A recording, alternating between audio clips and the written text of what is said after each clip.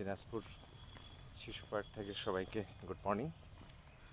আশা করি আপনারা ভালো আছেন।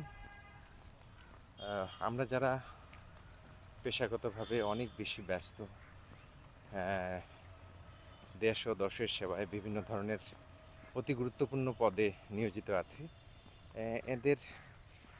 এনাদের অনেকের সাথে আমি কথা বলার পরে যখন আমি বলি যে কী ব্যাপার, আপনার তো ভুঁড়িটা বপুটা বেড়েই চলেছে, অর্থাৎ যেটাকে আমরা মেডিকেল সায়েন্সের ভাষায় বলি সেন্ট্রাল ওবেসিটি, তো আমি যখন বলি যে এটা তো আপনার নিয়ন্ত্রণ করা উচিত, তখন অনেকেই আমাকে বলেন যে আসলে সময় পাচ্ছি না, অনেক ব্যস্ততা, অফিসে অনেক চাপ, ব্যবসায় অনেক প্রেশার, বা চেম্বারে অনেক বিজি। আসলে আমরা যেমন একটা গল্প বলি না যে আমাদের হাত কয়টা, 3টা হাত, ডান হাত, বাম হাত, আর একটা হচ্ছে অজুহাত।